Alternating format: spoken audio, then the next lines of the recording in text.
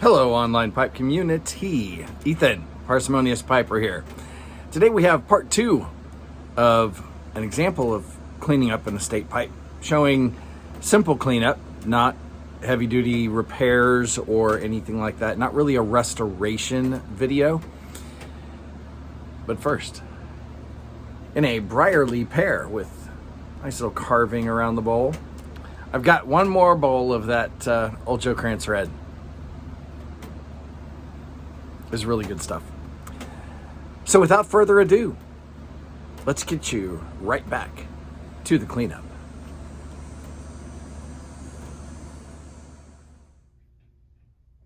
Next up, we will clean the stummel and the rim. And to start that off, I will just use a toothbrush, some Murphy's Oil soap, and some warm running water. And to get the outside, I just run my toothbrush right along there. And recall, this is under the gold band right there. And this will take off the grime and hand oils. And the Murphy's Oil soap does a nice job of doing that all at once.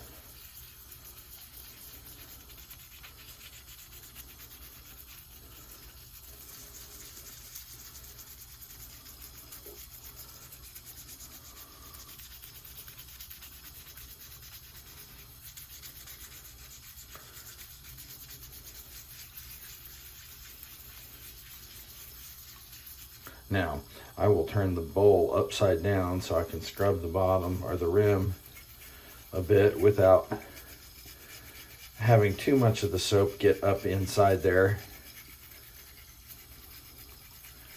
You'll be able to see how, can you see how black that's coming off?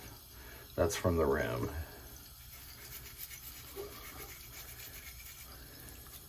Now, running some warm water, a warm water flush, in fact, through your bowl is not going to hurt it. These debates have gone online for years. I have yet to have one of these old pipes damaged by running water through them. But I don't like to get the Murphy's Oil soap too far up in there because that gets all sudsy.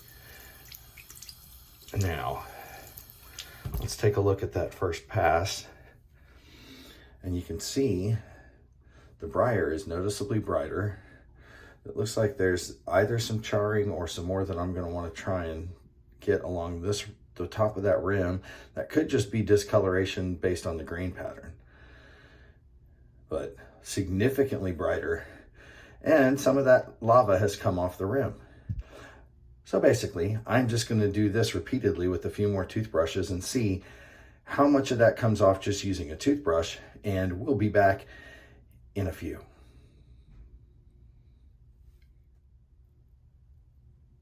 A couple more toothbrushes.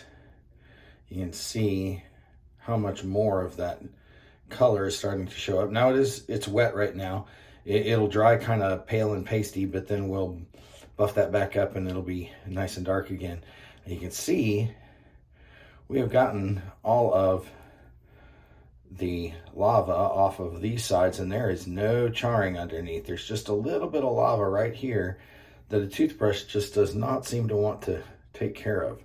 So I'm going to very gently hit it with the edge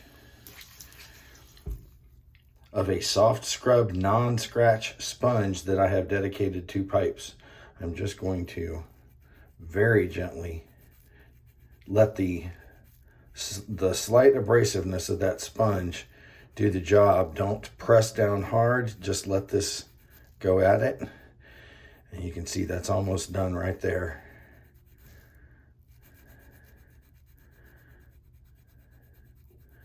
Just let the abrasive do its work.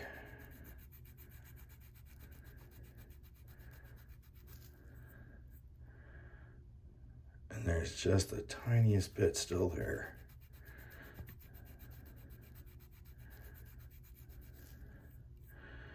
Now, because I'm not pushing hard, this may take me 3 or 4 more minutes of hitting it very gently. You can see that right there in the light. It may take a few more minutes, and I won't bore you with that, but I'll come back, show you the finished product, and then we'll take a look at the stem.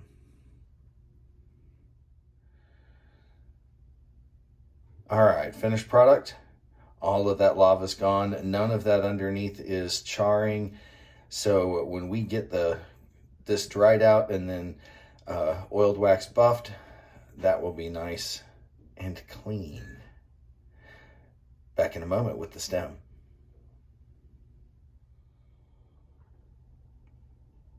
Now we're going to tackle the oxidation on the stem.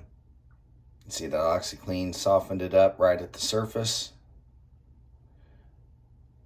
We are going to use micromesh pads. They are formed around a soft but firm foam block, has nice ridges, and I make sure, this one I've been using for a while, I rotate or slide the micromesh around on the block so that I have a nice edge. I'm gonna have to replace this one fairly soon, but that edge will get right up into the creases of the button, both sides, and help me get the oxidation off right up in there.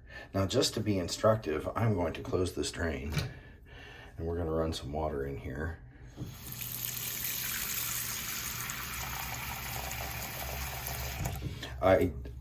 Other people don't do this. I usually do all of my wet sanding with the micromesh instead of doing it dry. I've just always gotten really good results. And so I will take this good edge and I will start good edge and I will start getting right up under that button. Now, if you can see that brown that's coming off is the oxidation. And I'm going to hit that, and then I'm going to go up and down the stem surface.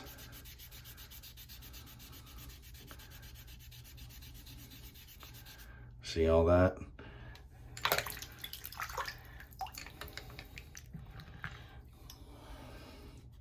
And we'll go back, hit that, and we will hit this. Oh, let's get back in camera. We will hit this over and over again until with this grit, and this is 1500 grit micro mesh, until we don't get any more of that brown. And we will do that all the way around. I'll come back and show you just how much came off into that water. Give me just a few minutes.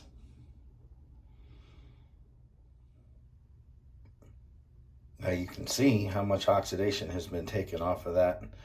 I use that first 1500 grit until I don't get any more brown coming off on the micromesh or on that I can see on the stem. Now look how much came off in that water. And we're going to drain that, rinse that out, and we will hit it with the next micromesh pad.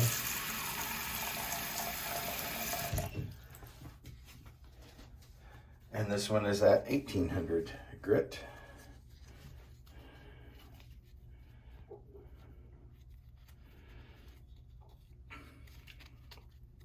This one doesn't show nearly as much wear because it's not the one that takes off the most surface material.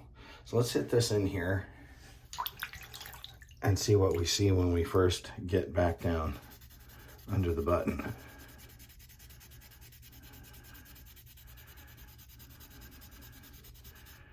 There's a little bit of brown there. Why? Well, as we move up with each grit, we are sanding off the scratches from the previous more coarse grit. And each time we do that, we are also hitting a slightly different layer of material. And there will be, for the first 2 or 3 micromesh grits, you will still see each time a little bit of brown coming off with it. And what you're gonna do is you're gonna make sure to keep at it with each grit until you no longer see any of that. And that'll happen for each grit. Once you get to about the fourth one, you won't see any of this anymore because you will have gotten all of it out of the surface. Now, one more thing that I want to caution you about, when you turn this around, one of the reasons that I love using these sponges is so that I can keep it flat and not take off and over round that surface right there. You want that fitment to still be straight up against the stumble. So I can use this large flat surface to not round off the edges of that stem. If that makes you nervous at all, keep this attached to the stumble while you are using micromesh. It's another reason I don't use sandpaper. Sandpaper takes off a lot more material a lot faster, and you're much more likely to overbuff your stem, which leads to a nasty rounded look. And I've got a couple of stems that were overbuffed by somebody before I got them. Not nice. So now I'm going to hit this with 8 more, including this one, 8 more pads of micromesh, each finer than the previous, each one polishing out the scratches from the previous. And I'll show you the finished product. It'll probably take, it takes a good half an hour sometimes to get a single stem through all of the pads. We'll see. Back in a few. By the time you get down to the last pad, it'll actually be squeaking as you use the micromesh. You hear that?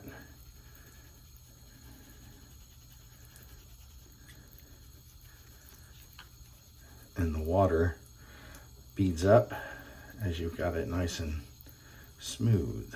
Don't forget at every step to get the button.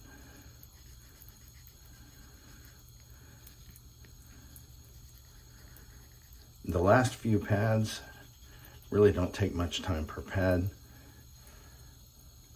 because you're really, at this point, you're not removing oxidation, you're just sanding through the scratches from the previous level until you get down to this. This is a 12,000 grit micromesh. And when we're done with this, it will be shiny. Not quite buffed shiny, but shiny. Make sure you get those edges too. And we'll get the very last.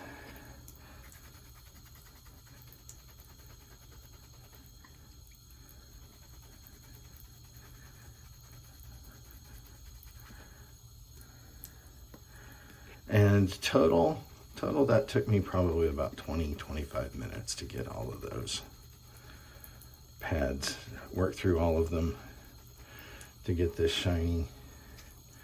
All right, set that to the side and dry this off a little.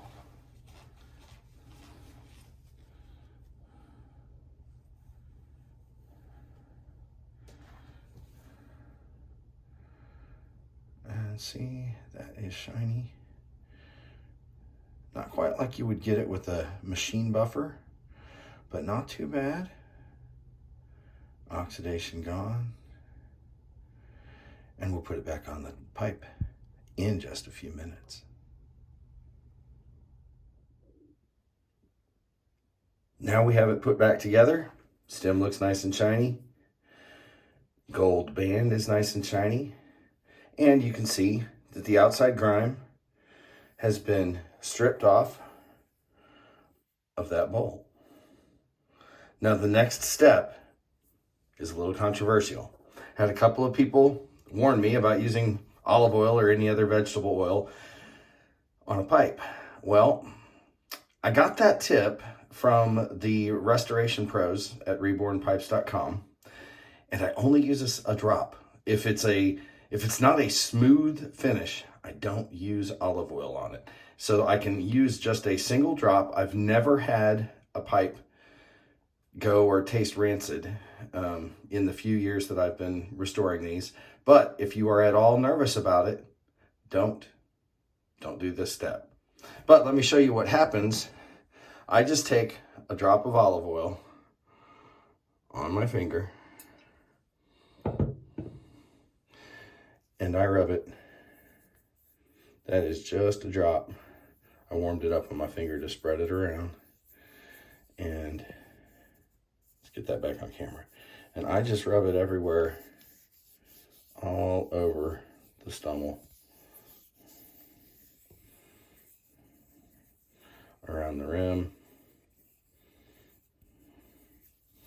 And rub it in. Oop, bumped my camera there.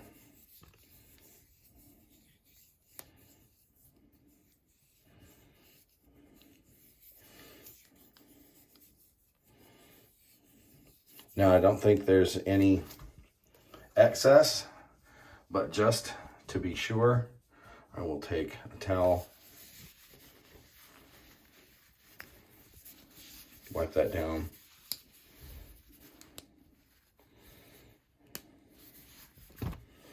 Now, between this and hitting it with some wax, we will make that grain just pop. Now, I'm gonna let that dry on the surface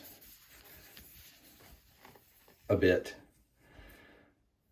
and we'll come back and get this waxed up.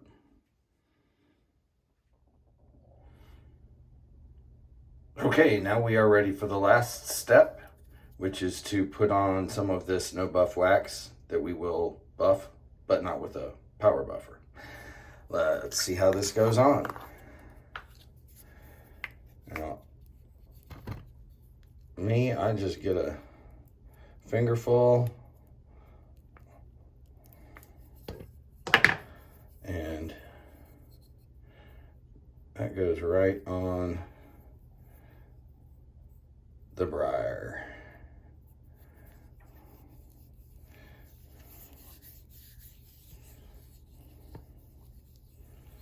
And as you warm it up with your hand, that does go around on a smallish pipe like this pretty easily. Make sure you get the rim. And go ahead, rub some of that all the way down the stem, because we are going to hit that with that brush, but we're not going to do that till tomorrow. You can wait 15 minutes for this to dry. I'm going to wait overnight, and we'll come back to that and see what it looks like. Final step, buffing off the wax. I let this sit overnight, and we will wipe off any excess that has not somehow dried yet, and use this cloth to do the initial buff.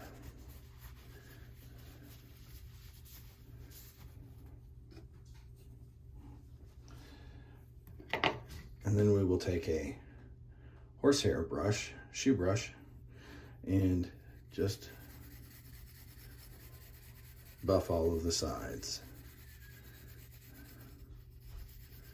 Now, this will not give you the kind of shine that a buffing wheel will give you. This will give you kind of a satin matte finish. And how much shine you really want will determine how much buffing with this horsehair brush you do. You can actually get a pretty decent shine if you spend 5 or 10 minutes doing this, but I'm not going to do that on camera here. We'll just do a basic buff.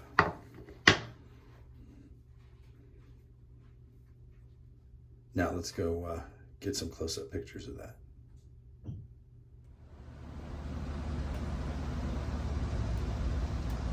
And we're back smoking a cleaned up Gold Coast Sulu. In it today, I have got some Atomic Breakfast, fantastic Kentucky blend.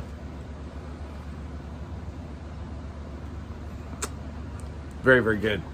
Well, that shows you what a basic cleanup looks like. That's fairly typical of the pipes that I get. Now, that pipe only cost me $15 and change, including shipping.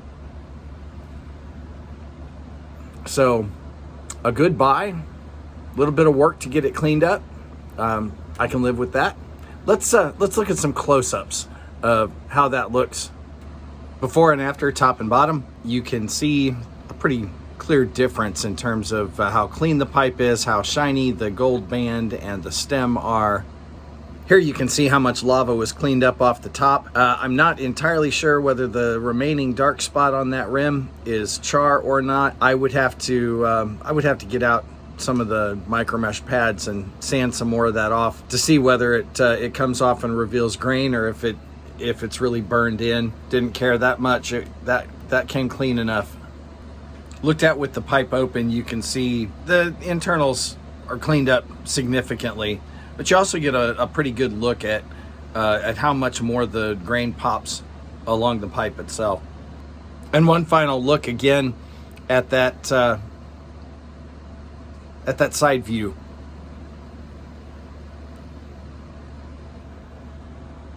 Well, there you have it, folks. Pretty easy to do this kind of a basic cleanup. No real repairs into the stem or having to top off. And for the most part, when you get a little pipe online that's in a state, most of them are going to be in reasonably good condition if you've done your diligence up front. If you do decide to pick up pipes that are in ratty condition, make sure you don't pay much and use them to learn. This one turned out all right. I hope this series has been helpful so far, and that some of y'all will take the plunge and give estate pipes a try. See, the easy cleanup ones anyway usually work out pretty well. And with that, light something you like. Enjoy your afternoon.